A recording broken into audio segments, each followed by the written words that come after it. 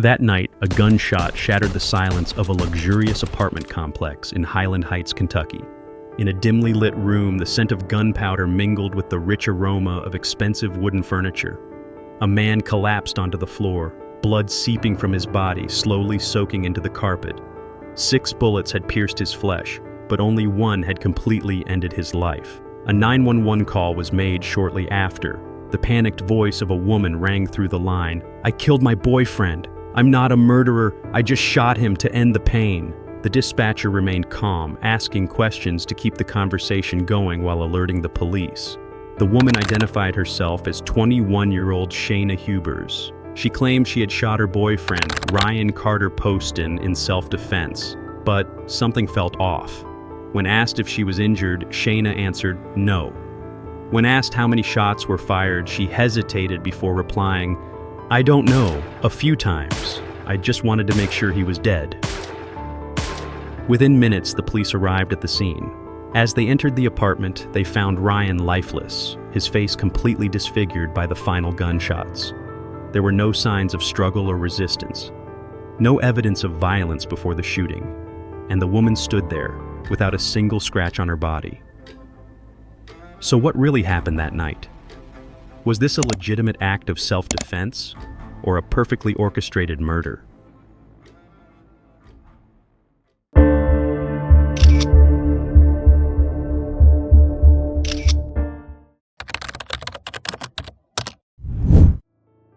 I don't remember when I first saw her, but I do remember the moment I clicked the Add Friend button on Facebook. She had a radiant smile, a youthful and vibrant appearance. Shayna Hubers was only 19 years old when I first met her. At that time, I was 28, a lawyer on the rise in Cincinnati. I enjoyed playing chess, had a passion for the law, and was always confident in my judgment. But there was one thing I was wrong about.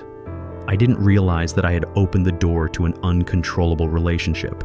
At first, Shayna was captivating in the way that any energetic young woman could be. She liked me, admired me, took care of me. Everything happened quickly, but I didn't see anything concerning.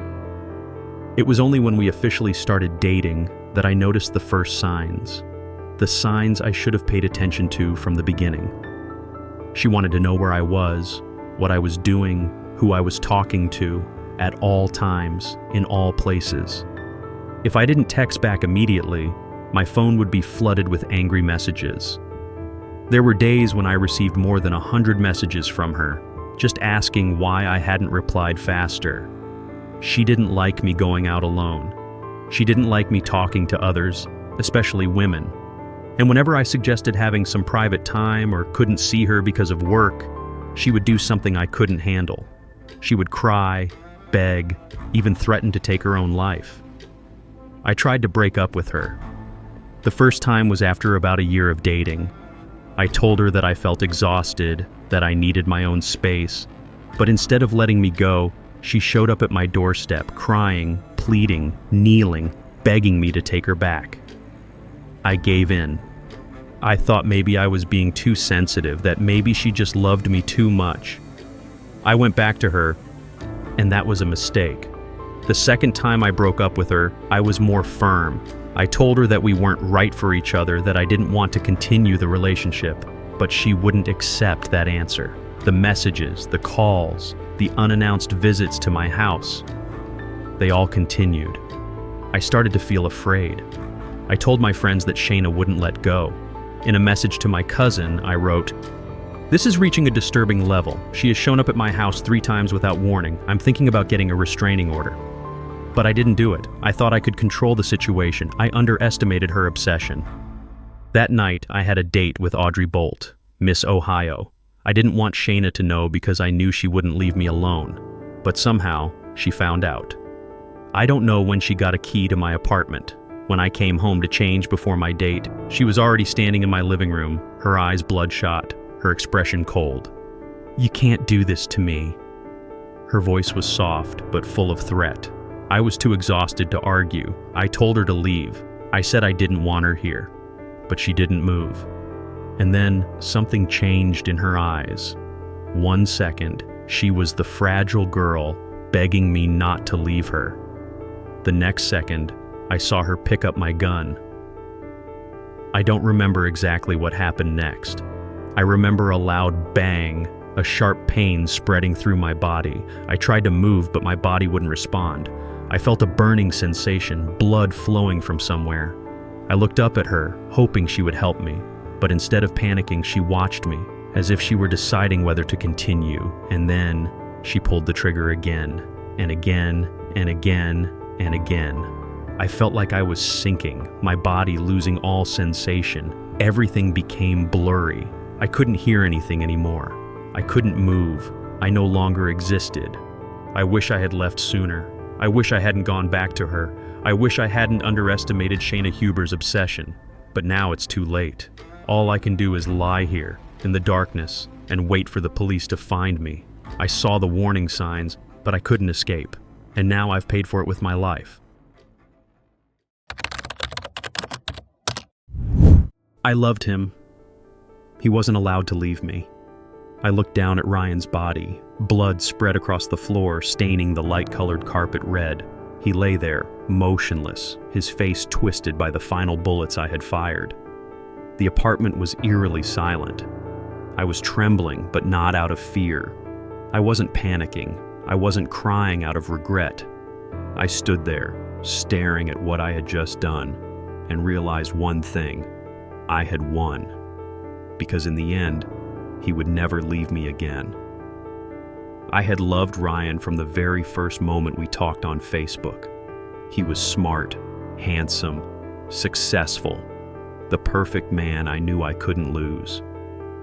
I devoted my heart and mind to him, doing everything I could to become his ideal partner. But he never truly appreciated me. He always wanted to push me away. I knew it. He told me I was annoying. He blocked my number, but I still found ways to message him. I showed up at his house when he wouldn't answer. I waited outside his office for hours just to see him walk out. I refused to accept that he could abandon me so easily. Ryan thought he could change me, control me, but in reality, I was the one in control all along. When I found out he had a date with Audrey Bolt, I felt betrayed. I had sacrificed so much for Ryan.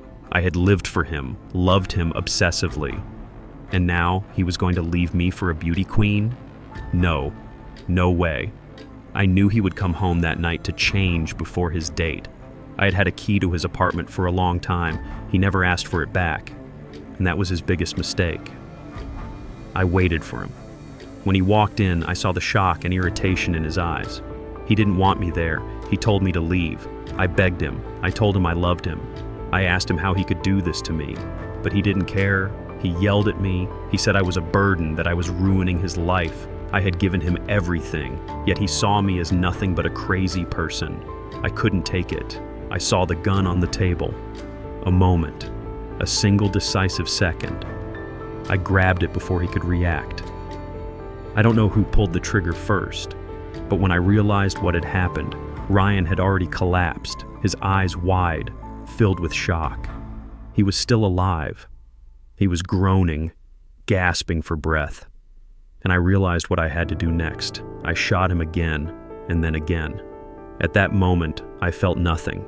No fear, no remorse, just absolute control. 15 minutes passed. I stood in the apartment taking deep breaths. I knew I needed to call 911, but I didn't rush. I let time slip by, making sure Ryan had no chance of surviving. When I finally called, I tried to sound like I had just experienced a real panic attack. I killed my boyfriend. I'm not a murderer. I just shot him to end the pain. I said I shot him in self-defense. I said he attacked me, that I felt threatened. But when the dispatcher asked if I was injured, I hesitated before answering. No. I knew the police would arrive soon. I had to prepare my story. I had to play the part of the terrified girl, the abused woman who only acted to protect herself. But when they arrived, when they cuffed me and took me to the police station, I didn't feel scared. I felt relieved. Because in the end, Ryan was mine forever. There are no signs of a struggle. No injuries on her body. This was not self-defense. When police arrived at Ryan Carter Poston's apartment on the night of October 12, 2012, they were prepared for anything. Shayna Huber's 911 call sounded like a self-defense case, but their experience told them things were never that simple. As soon as the door opened, the crime scene immediately unsettled them. Ryan lay on the floor, his blood soaking into the carpet. 6 bullets had torn through his body, but what stood out most was the state of his face. A bullet had been fired straight into it, nearly disfiguring him completely. An officer approached Shayna, the woman who had called 911. She stood just a few feet from Ryan's body, completely unscathed. "I just wanted to make sure he was dead." Her words made every officer in the room freeze. No shaking, no tears, just a cold, matter-of-fact statement, as if she had just completed a task. At that moment, they knew this was not a typical self-defense case. At the police station, inside the interrogation room, Shayna remained completely calm. No signs of panic, no fear. She spoke to investigators casually, as if she were describing a bad date rather than a murder. She claimed that Ryan had hit her, pushed her into a chair, that he had threatened to kill her. But when officers asked about her injuries, she had nothing to show for it. Her story started to fall apart. At first, she said Ryan had the gun first, and she grabbed it away before shooting him. Then, she said she shot him the moment he threatened her. Later, she claimed she shot him once, but when she saw he was still breathing, she fired a few more times to finish it. An investigator stared at her. "You say you were afraid of him, but after the first shot, why didn't you run? Why did you fire 5 more times?" Shayna shrugged. She had no answer. But what truly disturbed the officers wasn't her words. It was her behavior during the interrogation. When the police left the interrogation room, the surveillance camera recorded something unbelievable. Shayna, the woman who had just claimed she killed out of fear, suddenly started dancing. She twirled on her feet, humming a tune. She sang, she danced, and she even laughed to herself. Then, she whispered a chilling sentence that sent shivers down the spines of those who later watched the footage. "I'm really good at acting." In that moment, all doubt vanished. This was not a woman forced into killing. This was not a victim. This was a murderer. In the following days, police gathered more evidence to solidify the case. Messages from Ryan to his friends. "She's shown up at my house 3 times without warning. I'm genuinely scared. I think I need a restraining order." Witnesses. Ryan's friends testified that he had tried multiple times to break up with Shayna, but she always found a way back, always threatening to do something drastic. Shayna's cellmate. While in custody, Shayna bragged to her fellow inmate that she killed Ryan out of anger. Crime scene evidence. No signs of a struggle. No injuries on Shayna. Ryan was shot 6 times with the final bullet to his face. Clear evidence this was not self-defense. The prosecution needed only one question to seal the case. If this was self-defense, why did she have to shoot 6 times? And the answer was simple. Because this was not self-defense. This was murder. In a moment of carelessness, Shayna unknowingly sealed her own fate. She told police without hesitation. "He was lying there, twitching, groaning. I didn't like seeing that, so I shot him a few more times just to make sure he was dead." That sentence destroyed her entire self-defense story. No one kills in self-defense, then stands there watching the victim twitch before pulling the trigger again. No one kills in self-defense without a single scratch on their body. No one kills in self-defense, then sings, dances, and brags about their acting skills moments after. The police knew they had all the evidence they needed. Shayna Hubers was immediately charged with first-degree murder, and when the trial began, it took the jury only a few hours to reach a final verdict. As the prison doors closed behind her, Shayna finally lost the one thing she craved the most: control. This translation stays completely true to your original text. Let me know if you need any changes.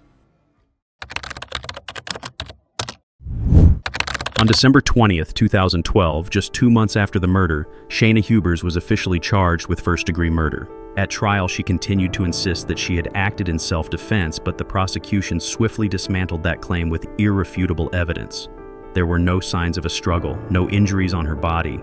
Ryan had been shot 6 times with the final bullet fired straight into his face, an act that was clearly not defensive but intended to finish him off. Witnesses included Ryan's friends and family who testified that he had repeatedly tried to end his relationship with Shayna, but failed because she relentlessly harassed him. Even Shayna's cellmate testified against her, revealing that she had bragged about the murder and even joked that she had given him the nose job he wanted when referring to the bullet fired into Ryan's face.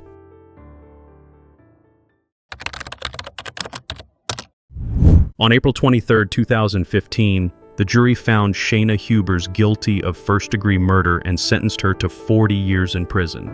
However, in 2018, a retrial was granted after it was discovered that one of the jurors in the original trial was a convicted felon. The outcome of the second trial remained the same. Shayna was convicted once again, this time receiving a life sentence with the possibility of parole after 20 years. As the courtroom doors closed, Shayna Hubers was finally forced to face the consequences of her actions. No more control, no more lies, only an irreversible sentence.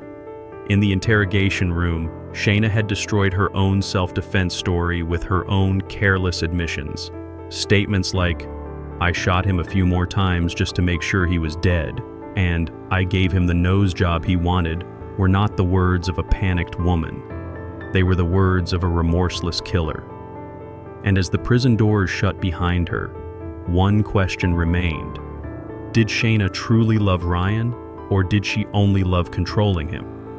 This was not just a murder case. This was a lesson in recognizing the warning signs of a toxic relationship. When love turns into obsession, the outcome is almost always the same: tragedy.